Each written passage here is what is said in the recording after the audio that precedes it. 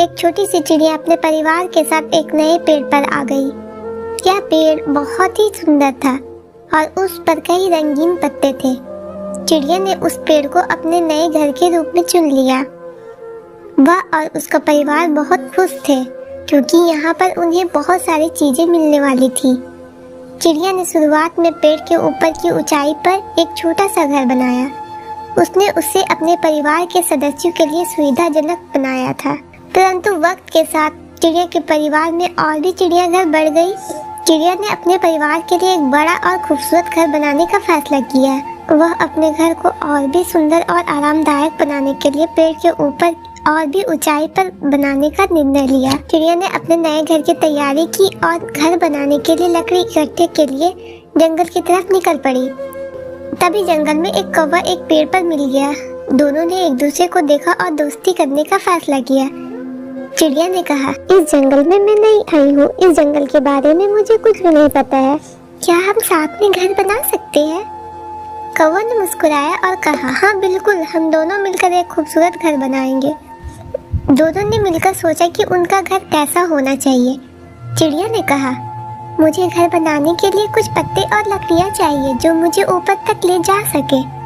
कौवा ने कहा, और मुझे कुछ चारा चाहिए जिसे मैं घर के अंदर रख सकूं। चिड़िया और कौवा ने मिलकर काम शुरू कर दिया। चिड़िया ने लकड़ियाँ और पत्ते उठाए जबकि कौवा ने चारा इकट्ठा किया। दोनों ने मिलकर एक खूबसूरत घर बनाया। चिड़िया ने ऊपर तक अपने पत्तों से छत बनाई जबकि कौवा ने अंदर रहने के लिए एक छोटा सा कमरा बनाया। घर बनाने के बाद दोनों ने एक दूसरे को धन्यवाद किया और अपने नए घर में शिफ्ट हो गए। चिड़िया ने कहा, देखो हमारा घर कितना सुंदर बन गया है। अब इसे हमें बहुत अच्छे से रखना होगा और साफ सफाई का बहुत ध्यान रखना होगा। हाँ बिल्कुल, हम दोनों मिलकर बहुत अच्छा काम किया है। दिन गुजरने के साथ चिड़िया ने नोटिस किया कौवा हमेशा चारा खा रहा है और घर का कुछ हिस्सा बिगाड़ रहा है। उसने कौवा से कहा, मैंने देखा है कि तुम हमेशा चारा खा रहे हो और हमारा घर बिगाड़ रहे हो। क्या तुम थोड़ा सावधानी से अपना ख्याल नहीं रख सकते हो? कौवा ने मुस्कुराया और कहा, मुझे माफ करना टूनी, मैं अपना ख्याल थोड़ा सा नहीं रख पाता। मैं कोशिश करूंगा कि अपने आप पर कंट्रोल करूं। कौवा ने अपना ख्याल रखना सीखा और चिड़िया ने समझा और कौवे की मदद करने का फैसला किया। उसने कौवा को सिखाया कि घर का ख्याल रखना कितना जरूरी है और दोनों ने मिलकर घर की देखभाल की। दिन गुजर गए और दोनों ने एक दूसरे की मदद से अपने घर को और भी सुंदर बनाया। एक दिन एक बड़ा सा तूफान आया। चिड़िया और कौवा ने डर कर अपने घर में छुप गए। तूफान के बाद जब दोनों बाहर निकले तो देखा कि उनका घर तूफान से टकरा गया था, लेकिन वो दोनों सुरक्षित थे। चिड़िया ने कहा, देखो हमारी दोस्ती और एकता ने हमारे घर को बचा लिया। कौवे ने मुस्कुराया और कहा, हाँ बिल्कुल, अगर हम मिलकर काम नहीं करते तो शायद हमारा घर तूफान में बच नहीं पाता। इस कहानी से हमें ये सीख मिलती है कि दोस्ती और एकता में असली जीवन की खुशी है। हम जब मिलकर काम करते हैं तो कोई भी मुश्किल आसान हो जाती है। दूर किसी जंगल में एक टूनी चिड़िया रहा करती थी। उसने कई सालों बाद एक अंडा दिया था, लेकिन वह भी जंगल में आए तूफान के कारण टूट गया। टूनी चिड़िया भी इस सदमे में निकल नहीं पाई थी। फिर एक दिन वह नदी पर पानी पीने जाती है तो देखती है कि वहाँ पर एक अंडा पड़ा है। फिर टूनी चिड़िया उस अंडे के पास बैठ जाती है कि जब तक इस अंडे के माता पिता न आ जाए मैं इस अंडे की सुरक्षा करूंगी। लेकिन शाम हो जाती है और वहाँ पर कोई भी नहीं आता। दरअसल वह अंडा जंगल के आए तूफान में गिर गया था, लेकिन वह टूटा नहीं था। फिर टूनी चिड़िया उस अंडे को अपने घोंसले में ले आती है। वह उस अंडे की अपने अंडों से भी बढ़कर देखभाल करती है और अब तो टूनी को जीने की वजह मिल जाती है। फिर कुछ समय ऐसे ही गुजर जाता है और उस अंडे से एक रानू का बच्चा निकलता है। दरअसल वो अंडा रानू चिड़िया का था, लेकिन टूनी चिड़िया उस बच्चे को अपने बच्चे की तरह प्यार करती थी और वो बच्चा भी उस टूनी को अपने माँ समझता था। टूनी के घोंसले के पास रानी कव्वी रहती थी। वो रानी ये सब देख लेती है। अच्छा, टूनी चिड़िया की बच्ची अपने आप को तो बड़ा दयालु समझती थी और देखो उस बेचारे रानू का अंडा चुरा लाई है। यह इसे ही अपना अंडा बता रही है। मैं जाती हूँ अभी रानू के पास। इतना कहकर रानी कव्वी सीधे रानू के पास चली जाती है और उसे सारी सच्चाई बता देती है। रानू और कवि टुनी चिड़िया के पास आती है। ये तो पक्की चोर है रानू, इसने तुम्हारा अंडा चुराया है। मैं भी तो सोच रही थी आखिर इतने दिनों से इसके अंडे से बच्चे बाहर क्यों नहीं निकल रहा है। अब पता चला इसकी सच्चाई।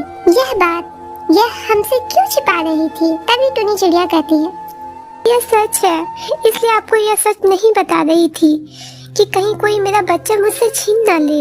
लेकिन रानी कवि, ये झूठ है कि मैंने अंडा चुराया था। मुझे वो अंडा नदी पर मिला था जब तूफान आया था। उसके अगले दिन नदी पर गई थी, तब वह अंडा मुझे मिला था। आप मेरा विश्वास करें। कैसे तुम्हारा विश्वास करूं? अगर तुम सच्ची हो तो यह बात तुम हम सबको बताती, और तुम यह भी पता लगाने की कोशिश करती कि इस मासूम की असल माँ कहाँ है।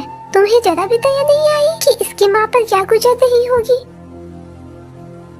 रानू बहन, मैं भी अपनी माँ की ममता से मजबूर थी। अब मैं इस बच्चे के बगैर जीने का सोच भी नहीं सकती। मैंने पल पल इंतजार किया अपने अंडे से बच्चे के बाहर निकलने का। यह रानी की बच्ची तो कभी मुझे खुश देख ही नहीं सकती।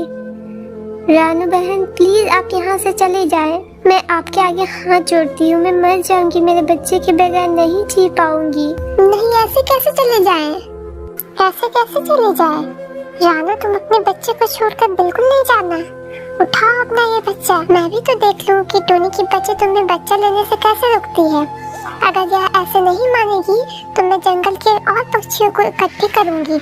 फिर रानू चिड़िया अपने बच्चे को उठा लेती है। तभी बच्चा कहता, आंटी प्लीज मुझे छोड़ दे, मैं अपनी मम्मा से दूर नहीं रह सकता। मैं मम्मा के बिना मर जाऊंगा। मेरे बच्चे, ये तुम्हारी मम्मा नहीं है, बल्कि ये एक चोर है। तुम्हारी असली मम्मा मैं हूँ। और फिर ऐसा कहते हुए रानी कवि और रानू चिड़िया वहाँ से चली जाती है। क्यों ले गई मेरे बच्चे को? मैं मर जाऊंगी मेरे बच्चे के बगैर। वो बच्चा मेरा है, वो मेरे बगैर नहीं जी पाएगा। फिर टुनी चिड़िया ऐसे ही सारी रात रोती रहती है। कुछ देर बाद सुबह हो जाती है, लेकिन टुनी तो अपने घोंसले में बेहोश पड़ी थी। उसके अंदर जरा भी ताकत नहीं थी कि वो उड़ सके। उसका मन टूट चुका था। ये लो बच्चे, ये फल इसे खा लो, ये बहुत मीठा फल है। बस थोड़ा सा खा लो मेरे बेटे। आप गंदी आंटी हो, आप मेरी मम्मा नहीं हो सकती। मैं आपसे लेकर कुछ भी नहीं खाऊंगा। आप मेरी मम्मा के पास छोड़कर आओ। ये तब की बात है जब तुम इस दुनिया में नहीं थे। जब जंगल में बहुत तेज तूफान आया था तो मेरा अंडा नदी में गिर गया था। मैंने बहुत तलाश किया था लेकिन मेरा अंडा नहीं मिला।